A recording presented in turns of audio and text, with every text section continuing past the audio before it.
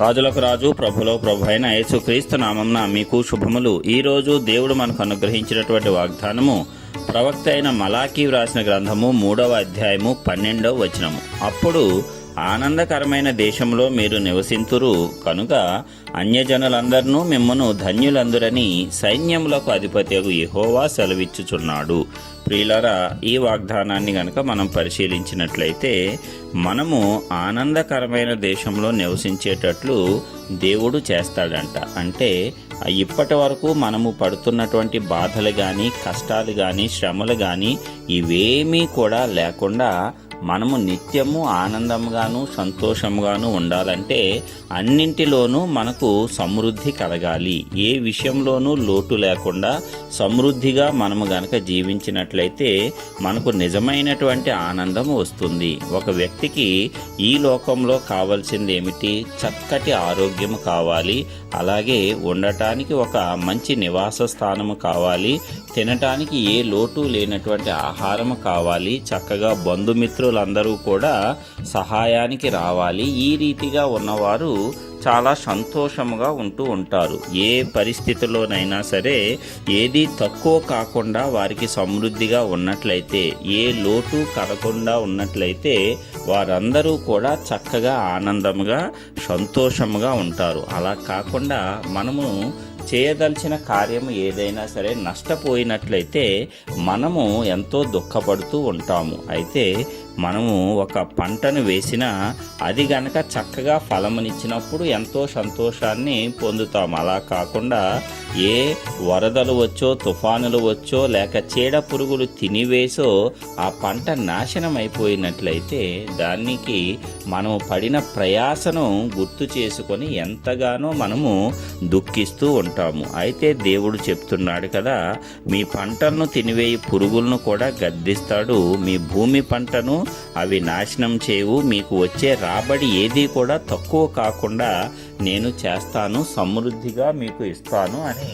ఈ గ్రంథంలోనే పై వచనాల్లో చెప్పటం జరిగింది. మరి ఆ రీతిగా దేవుడు మనకు నష్టాన్ని కలగజేసే వాటన్నిటినీ కూడా గద్దించి ఆపివేసినప్పుడు, నలుదిక్కులా మనకు విశ్రాంతి కలుగజేసినప్పుడు, మన సరిహద్దులలో సమాధానము కలుగజేసినప్పుడు, ఏ శత్రువు మనలను ముట్టకుండా దేవుడు కంచె వేసినప్పుడు నిజముగా మనకు ఆనందం అనేది కలుగుతుంది. అప్పుడు మనము ఆనందకరమైన దేశంలో నివసిస్తాము. అలాంటి మన జీవితాన్ని చూసి అన్యజనులందరూ కూడా మనలను ధన్యులు అని అంటారు. ఎందుకంటే ఇది దేవుడు స్వయంగా చెప్తున్నటువంటి మాట, ఆయనిచ్చిన వాగ్దానము కాబట్టి అది తప్పనిసరిగా నెరవేరుతుంది. మనుష్యులు వాగ్దానములు చేసినా, ప్రమాణములు చేసినా ఆ మాట తప్పుతూ ఉంటారు. కానీ సైన్యములకు అధిపతి అయినటువంటి వాడు, నిజమైనటువంటి దేవుడు మాట ఇస్తే దానిని తప్పడు. ఆయన వాగ్దానములన్నిటినీ కూడా తప్పనిసరిగా నెరవేర్చే తీరుతాడు.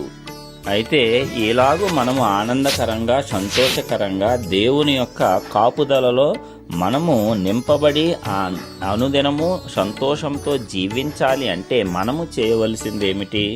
దేవుని యందు భయభక్తులు కలిగి మనము జీవించాలి, ఆయన వాక్యానికి లోబడి మనము జీవించాలి. అలాంటప్పుడు దేవుడు తప్పనిసరిగా మన చుట్టూ కంచెను వేసి కాపాడతాడు. మరి ఇదే గ్రంథంలో మనము చూసినప్పుడు యోబు అనేటువంటి భక్తుని జీవితంలో దీనిని మనం చూడవచ్చు. అపవాది అనేక మార్లు యోబుకు అతని కలిగిన దానికి ఏదో ఒక నష్టము కలుగజేయాలని వస్తే దేవుడు వేసినటువంటి అగ్ని కంచెను దాటుకొని వాడు రాలేకపోయాడు.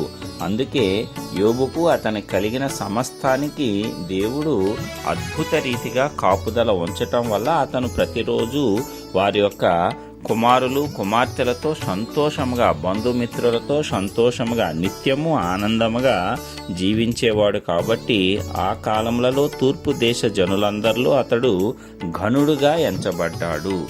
అతనిని చూసిన అన్యజనులందరూ కూడా అతనిని బట్టి, అతనికి కలిగిన సంతానమును బట్టి, అతనికి కలిగిన సంపదను బట్టి, అతనికి కలిగిన అభివృద్ధిని బట్టి ధన్యుడు అనటం కూడా మనం పరిశుద్ధ గ్రంథంలో గమనించవచ్చు. కాబట్టి ఈ రీతిగా దేవుడు మనందరికీ కూడా చేయటానికి సిద్ధముగా ఉన్నాడు. ఆయన అలాగూ మనం జీవించాలని ఇష్టపడుతున్నాడు కూడా. అయితే మనము చేయవలసింది ఏమిటంటే దేవుని యందు భయభక్తులు కలిగి యథార్థముగా నడుచుకొని చెడుతనమును మనము విసర్జించినట్లయితే తప్పనిసరిగా దేవుడు మనకు కూడా కాపుదలనిస్తాడు. మనకు కలిగిన సమస్తానికి రక్షణ కంచెను వేస్తాడు. అప్పుడు మనకు నష్టము కలుగజేసే ఏ శత్రువు కూడా మన వైపు రావటానికి కూడా వీలు కాదు. ఆ రీతిగా మనము, మన కుటుంబము, మన బంధుమిత్రులతో మనము కూడా ఈ లోకంలో సమస్త సమృద్ధితో సంతోషంగా ఆనందకరంగా జీవించవచ్చు. మరి ప్రియులారా, మనమందరము ఈ యొక్క జీవితాన్ని కోరుకుంటున్నాము. కాబట్టి